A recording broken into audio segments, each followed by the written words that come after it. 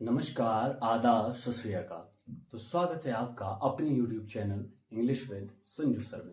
पिछली वीडियो में हमने पढ़ा प्रोनाउन के बारे में और उसके टाइप के बारे में। अब इस वीडियो में हम पढ़ेंगे एडजेक्टिव्स के बारे में। जैसा कि मैंने आपको वादा किया था कि हम पार्ट्स ऑफ स्पीच की अपनी ये सीरीज कंटिन्यू करेंगे, तो उसी की बेसिस पे मैं आपके लिए आज लाने जा रहा हूँ एडजेक्टिव के बारे में। तो आज हम पढ़ेंगे एडजेक्टिव के बारे में और उसके कुछ टाइप्स और रूल्स के बारे में। तो आइए देखते हैं एडजेक्टिव के बारे में। एडजेक्टिव क्या होता है? तो एडजेक्टिव दोस्तों ऐसे वर्ड्स होते हैं जो किसी नाउन और प्रोनाउन की विशेषता को बताते हैं, उन्हें एडजेक्टिव कहते हैं। जैसे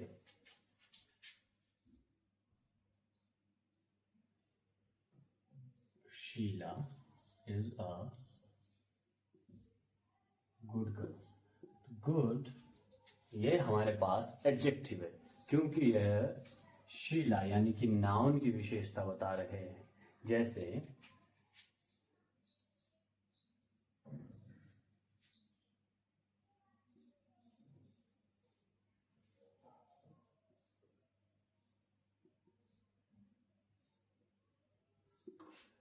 he is an honest man, तो वो कैसा है? ऑनेस्ट यानी कि ईमानदार आदमी है। तो यह उसकी ईमानदारी के बारे में बता रहा है, तो यह उसके गुण के बारे में बता रहा है या फिर हमें उसके अच्छाई के बारे में बता रहा है। तो एडजेक्टिव जो हमें किसी नाउन और प्रोनाउन के बारे में और अधिक बताता है उसे हम एडजेक्टिव कहते हैं। तो आइए अब जान लेते हैं एडजेक्टिव की कुछ टाइप्स के बारे में। प्रॉपर एडजेक्टिव वो एडजेक्टिव होते हैं जो प्रॉपर नाउन से बनते हैं। प्रॉपर नाउन जैसे कि मैंने आपको कहा था, किसी विशेष वस्तु, स्थान या व्यक्ति आदि के नाम को प्रॉपर नाउन कहा जाता है। वैसे ही प्रॉपर एडजेक्टिव प्रॉपर नाउन से बनता है। For example,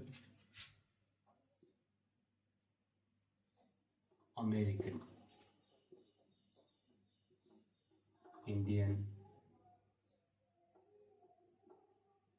European.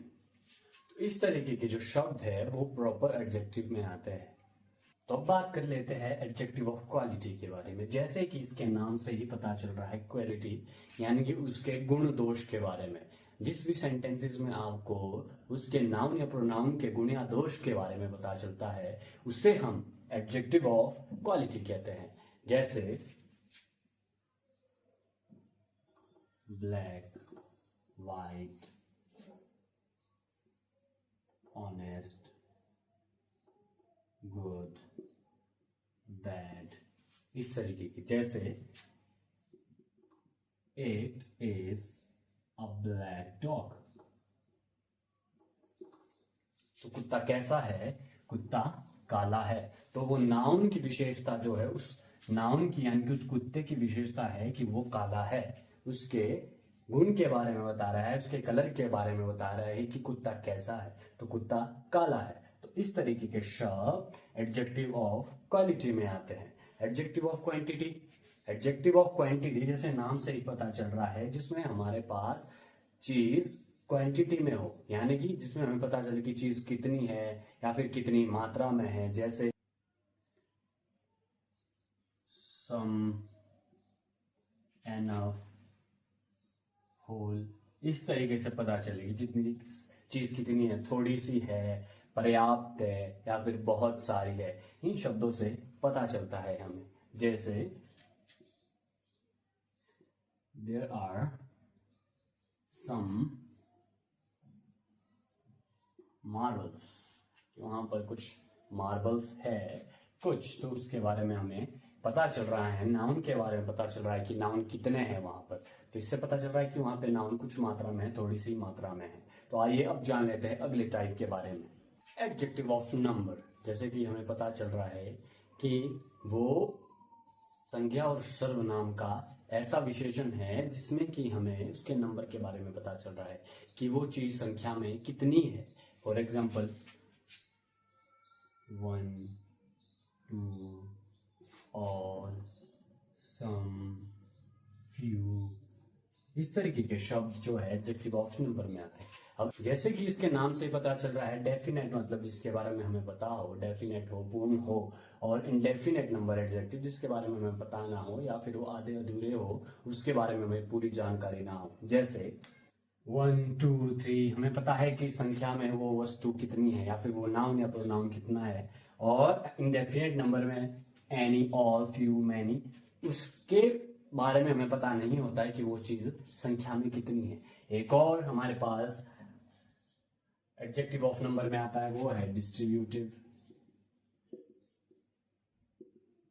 Number adjective, जिसमें कि कोई चीज जो है हम कह सकते हैं कि डिस्ट्रीब्यूट यानी कि बांटी जा सकती है दो नाउन या प्रोनाउन में, या फिर हम कह सकते हैं जैसे कि either,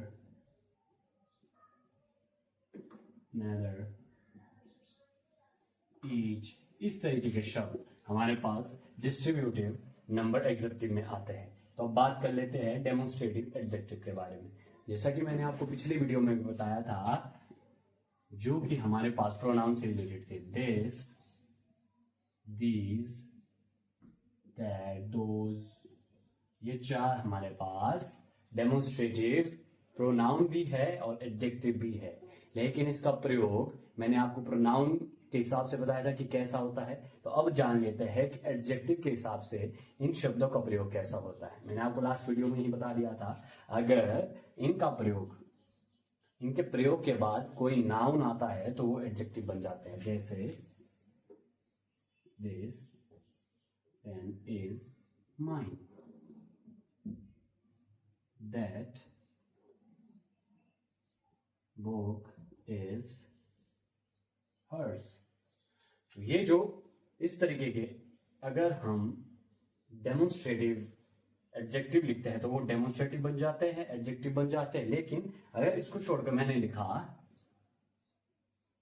this is my pen, तो ये प्रोनाउन बन जाएगा, ना कि ये एडजेक्टिव रहेगा। फिर तो एडजेक्टिव के लिए हमें एक रूल फॉलो करना पड़ेगा, जिसमें अगर हम इन वर्ड्स का या फिर इन एडजेक्टिव का यूज करते हैं तो उसके बाद हमें कोई ना कोई नाउन प्रयोग करना होगा, तभी ये डेमोन्स्ट्रेटिव एडजेक्टिव बनेगा। तो आइए अब जान लेते हैं और टाइप्स के बारे में। Interrogative objective. अब आप कह रहे होंगे सर ये इंटरोगेटिव तो पीछा ही नहीं छोड़ रहा है, एम्फेसाइजिंग, एक्सक्लेमेटरी या पॉजेसिव तो पीछा ही नहीं छोड़ रहा है, ये तो हमने प्रोनाउन के बारे में भी पढ़ा था। जी हाँ पढ़ा था, लेकिन आप ये एडजेक्टिव में भी पढ़ते हैं। एडजेक्टिव का मतलब होता है जो किसी संज्ञा और सर्वनाम की विशेषता बताते हैं। तो इंटरोगेटिव एडजेक्टिव में हमने प्रोनाउन में भी पढ़ा है कि इसमें WH फैमिली के जो word which, who,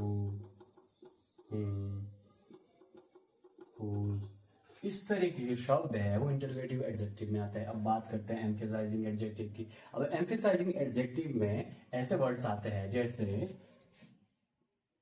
very, quite, own, इस तरह के शब्द।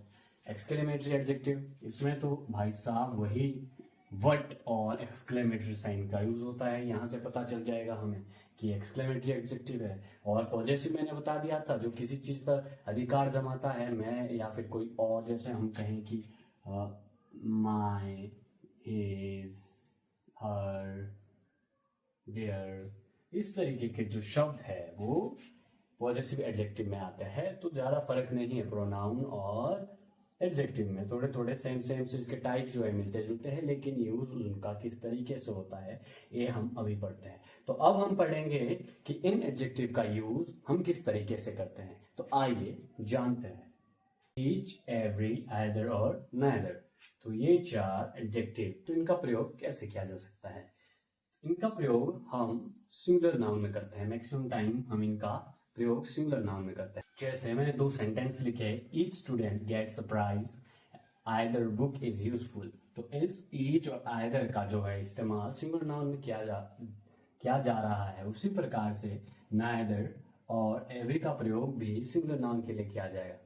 लेकिन एवरी का प्रयोग प्लूरल नाउन में भी किया जा सकता है। तो ये तब किया जा सकता है जब हमारे पास जो एडजेक्टिव ऑफ नंबर है वो प्लूरल में दिया जाता है। जैसे he comes here every 3 months। इस तरीके से एवरी का प्रयोग हम प्लूरल में कर सकते हैं। तो अब देखते हैं ईच और एवरी का प्रयोग किस तरीके से किया जाता है। ईच का प्रयोग दो या दो से अधिक चीजों के लिए किया जा सकता है, लेकिन एवरी का प्रयोग दो से अधिक चीजों के लिए किया जाता है। जैसे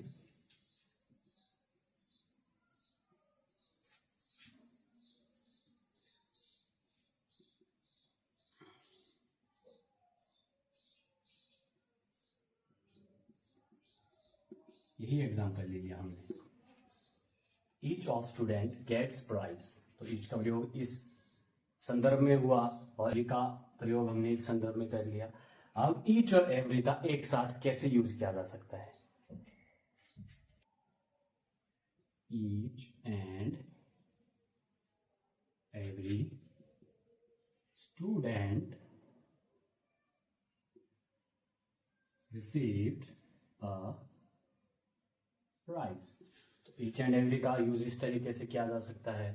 पर जैसे हमें पता है ईच एक प्रोनाउन भी है, तो ईच के साथ ऑफ का यूज भी किया जा सकता है, लेकिन एवरी के साथ ऑफ का यूज करना गलत होगा। जैसे of the teachers doing his work. और अगर हम एवरी की बात करें, every of the teachers doing his work, तो ये सेंटेंस जो है गलत हो जाएगा, क्योंकि एवरी के साथ कभी भी ऑफ का यूज नहीं किया जा सकता। अब जान लेते हैं सम और एनी के बारे में कि सम और एनी का प्रयोग कहाँ होता है।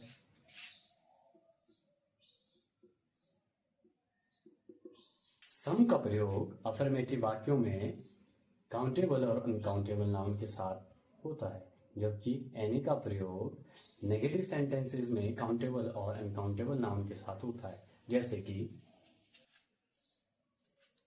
तो हमने देखा कि सम का जो प्रयोग है वो अनकाउंटेबल और काउंटेबल दोनों नाउन में होता है। साथ ही में हमने देखा कि सम का प्रयोग इंटरोगेटिव सेंटेंसेस में भी हो रहा है। सम का प्रयोग इंटरोगेटिव सेंटेंसेस में तब होगा जब कोई रिक्वेस्ट की जाती है, तब सम का प्रयोग होता है। लेकिन एनी का प्रयोग नेगेटिव और इंटरोगेटिव सेंटेंसेस में होता है। I shall buy some books, I don't have any book, have you any book, will you give me some milk. तो इस तरीके से जो है एनी और सम का प्रयोग होता है। तो अब आइए आगे जान लेते हैं और कुछ रूल्स के बारे में। मच और मैनी, मच का प्रयोग परिमाण के लिए यूज किया जाता है, क्वांटिटी के लिए यूज किया जाता है, जबकि मैनी का प्रयोग संख्या को दर्शाने के लिए किया जाता है। जैसे कि शी हैजंट मच मनी, इस तरीके से आई हैवंट मैनी कार्स। इस तरीके से जो है मैनी और मच का यूज किया जा सकता है। तो आइए अब पढ़ लेते हैं डिग्री ऑफ एडजेक्टिव्स के बारे में, जिसमें हम किन्हीं चीजों के साथ कंपैरिजन करते हैं या फिर दो चीजों के साथ कंपैरिजन करते हैं। तो देखते हैं degree of adjective. Degree of adjective जिसे हम अपनी आम भाषा में डिग्री भी कहते हैं। जैसे हमने पढ़ा ही होगा गुड, बेटर, बेस्ट।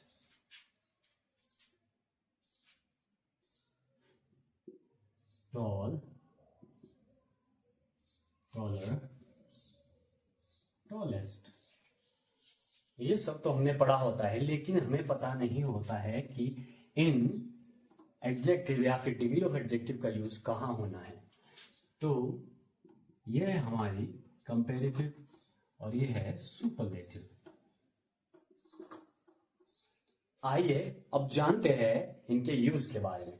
कंपैरेटिव हमारे पास जैसे शब्द से ही पता चल रहा है कि कंपेरिट, दो चीजों के बीच जहां कंपैरिजन होता है वहां पे हम कंपैरेटिव डिग्री का यूज करते हैं। जैसे Sohan is better runner than Mohan. अब इसमें दो चीज है, एक है हमारे पास बेटर, कंपैरेटिव डिग्री हमने यूज की, और दूसरा है देन। तो जब भी हम कंपैरेटिव डिग्री यूज करते हैं तो उसके साथ हमेशा देन का यूज होता है। अब बात कर लेते हैं सुपरलेटिव डिग्री के बारे में। जैसे Shyam is the best boy in his school. अब यहां अभी दो चीज कॉमन आ रही है, एक द और दूसरा बेस्ट। अब बेस्ट है तो ये हमारे पास सुपरलेटिव डिग्री है, तो हमने सीखा कि सुपरलेटिव डिग्री से पहले हमेशा द का प्रयोग होता है। जब भी हम सुपरलेटिव प्रयोग करते हैं, सुपरलेटिव डिग्री का यूज करते हैं, तो वहां हमारे पास द यूज होता है, और कंपैरेटिव डिग्री में हमारे पास कहीं ना कहीं देन यूज होता है। देन और कंपैरेटिव डिग्री एक साथ, और द और सुपरलेटिव डिग्री एक साथ। तो इस तरीके से आपको ज्यादा याद रहेगा। तो ये थे हमारे एडजेक्टिव के टाइप्स और उनके कुछ रूल्स के बारे में। तो अगली वीडियो में अगले पार्ट्स को लेकर जरूर आऊंगा। तब तक आप बने रहिए अपने YouTube channel English with Sanju sir में। धन्यवाद।